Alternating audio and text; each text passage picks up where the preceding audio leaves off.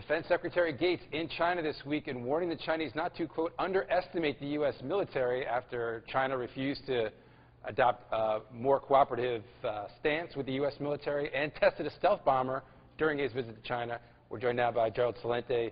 He's the publisher of the Trends Journal. And Gerald, you always tell me that current events predict future trends. Are we on a collision course with China? Well, we may not be on a collision course just yet because we're still doing business together. But let's get the reality here of what Secretary of Defense Gates is saying. Just for the record, it was the Chinese, along with the North Koreans, that pushed the United States out of South Korea and made an armistice. There was never a peace treaty to that war. And just for the record, it was the Chinese, along with the Vietnamese, that defeated America in the Vietnam War. Just for the record. And just for the record, the United States can't beat a bunch of Afghans with sandals on and light arms.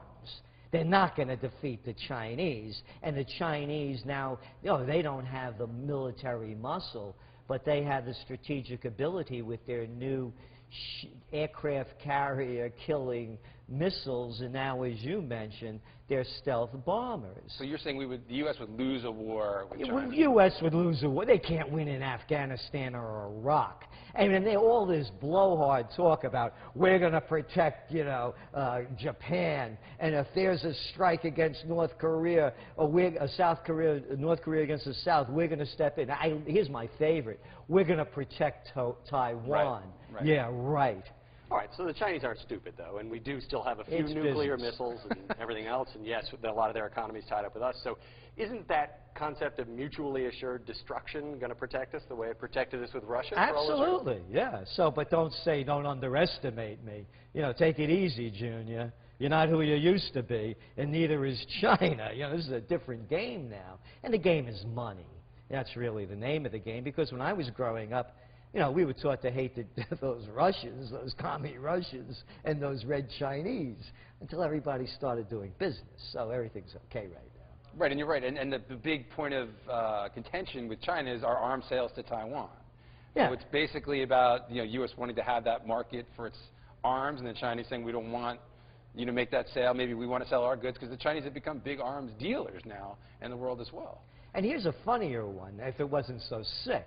Hillary Clinton going to Hanoi, and Hanoi and China are fighting over these Spratly Islands in the South China Sea, and her saying that it's in United States' interest to take a stand on this and protect them. Wait a minute, Vietnam? Oh yeah, I remember Bill was out there. I think it was in the 5th Marine Division, I mean, come on.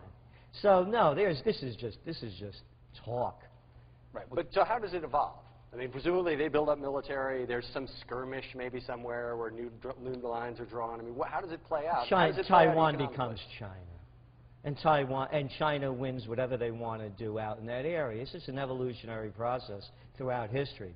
You have powers that rise and fall.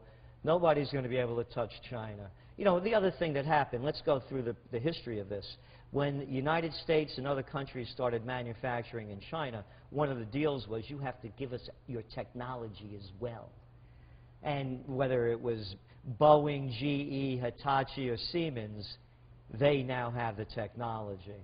So it's hands off on China. Are economic relations going to break down to the point where China will suddenly seize all of our companies that are operating over there? I mean, it's now a huge manufacturing base and sales base for a lot of U.S. companies. No, China wants business to continue to go. That's why they're buying up bonds in Europe to keep the Ponzi game afloat.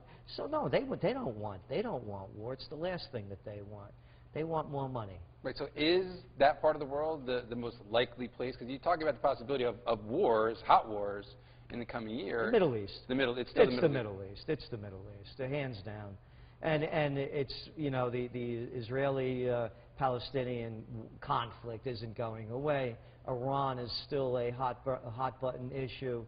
No, that to us is the place to look. That's where it's going to be. By the way, if North Korea attacked South Korea, the North Korean border is only 100 miles away from Seoul. And Seoul is one of the most populated cities in the world, 24 million people. That place becomes toast. there's not going to be a war. If there is, it's the beginning of World War III. Well, let's hope we certainly don't see that. All right, Gerald, thanks very much.